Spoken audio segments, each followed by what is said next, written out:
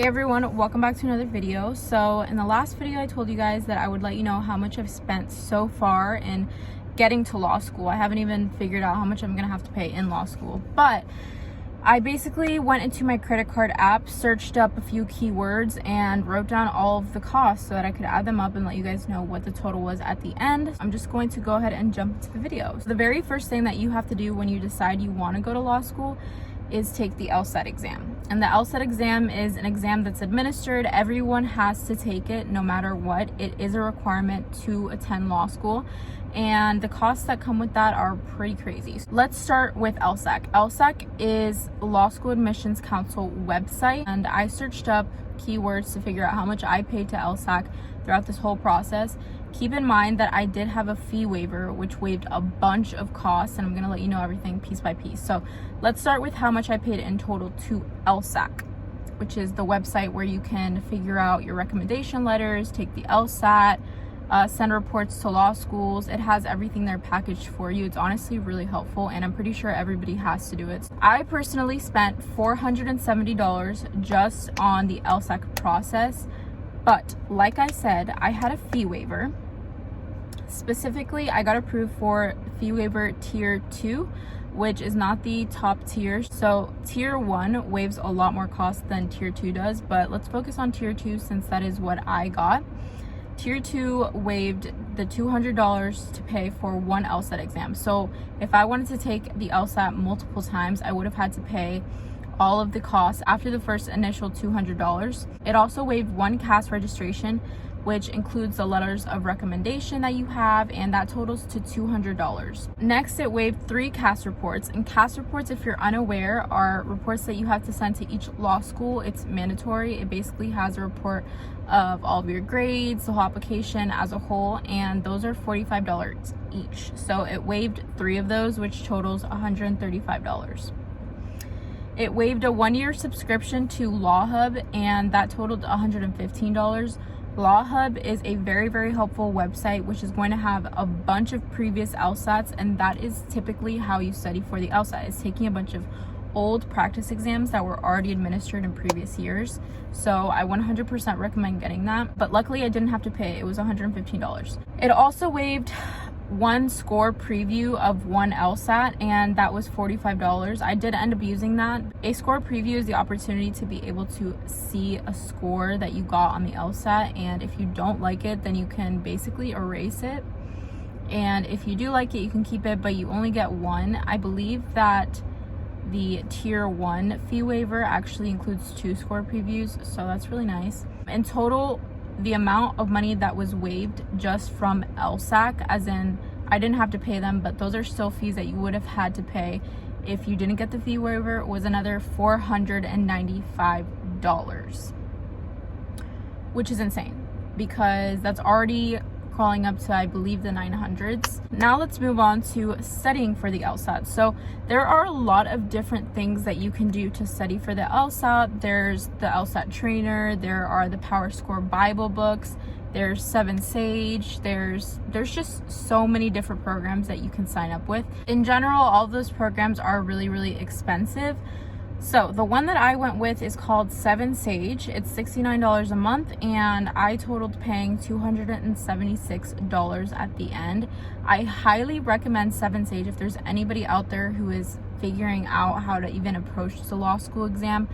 I highly recommend 7 Sage because they take you from the beginning to the end. Like, they will break it down all for you in videos. They review exams and give you a video explanation of every single question that exists. It's expensive, but it is very much worth it.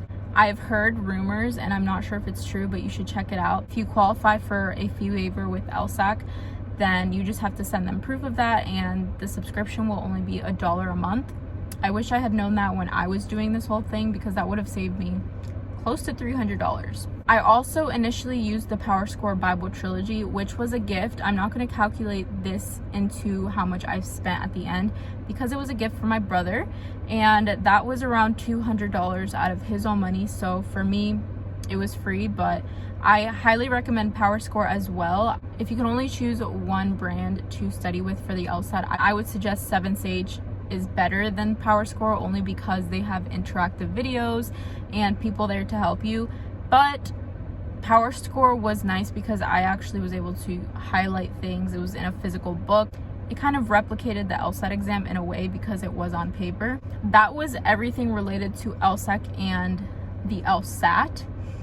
But now let's go into what I had to pay after that. The costs don't stop adding up there. The very next thing I had to do after I applied and submitted and got accepted, I had to pay a $1,000 seat deposit at the law school that I'm attending. And keep in mind, that's not even the cheapest or the most expensive seat deposit. Like, they can range from hundreds of dollars to thousands of dollars. I think GW's seat deposit is around $5,000. The seat deposits do get calculated into your tuition, but it's just insane that you have to pay that much as a deposit. Just insane. I paid $1,000, thank God, and it was broken into two little fees. You had to do $500 to actually secure your seat, and then another $500 to basically signal that you are attending that law school. The next thing that I had to do was figure out where I was gonna live, and luckily I did find a place pretty quickly, faster than I actually thought. But the security deposit for that house, I'm renting out one room in that house, and the security deposit was $2,534.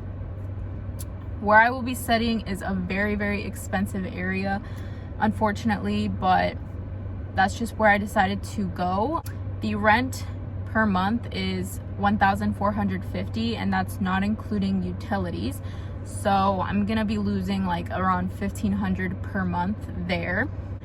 I won't calculate that number into the end because that is just a future cost. I also had to pay an increase in the cost of attendance because the law school decided to do a new program where they're affiliated with this bar prep program. It's good for you in the end, and they do refund it to you if you don't want to use that program. But basically, they're now affiliated with a bar program, and I had to pay for that increase, which was $1,100. Again, it came out of my own pocket because I wasn't able to ask for more loans, and I didn't want to ask for private loans. Thankfully, I was able to do everything with the government. The very last thing that I paid thus far is the parking permit, which is $600. A very, very hefty fee because my undergrad institution was only around $200 per year, I believe. The total amount of money that I have spent in order to get to law school is $500. Oh my God, I wish 500. The total is $5,980. That's only $20 from being $6,000, and that does not include all the money I would have spent had I not had the fee waiver, and also does not include the gift that I got from my brother. It's insane. And other people that I've talked to who have calculated how much they've spent have spent around the same amount of money. This figure also does not include a laptop because I already had a laptop, and those can run you around $1,000. So it's not for the weak for sure, but if you are planning on attending law school, I highly, highly recommend to save up, just to be safe, just for applying and taking the LSAT and everything. Just save up around $5,000, and then to cover the other costs that come with moving and everything, I think you should save around $3,000.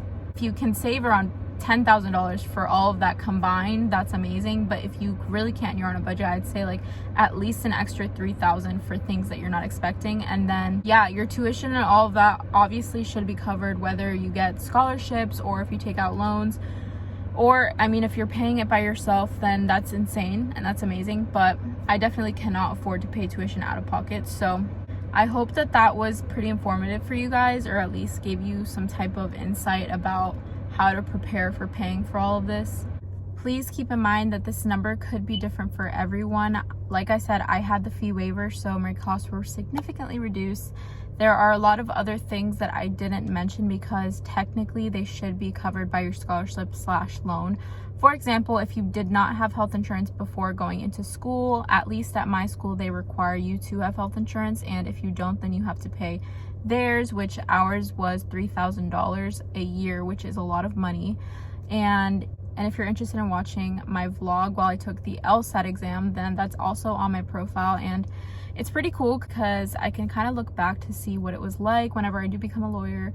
I'm speaking it into existence. But anyways, yeah, hope you guys liked the video, and thank you guys so much for watching. Everybody is so supportive all the time, which I really, really, really appreciate. All of your kind words and everything. It just honestly makes my day better every single time. Happy Friday and have a safe weekend.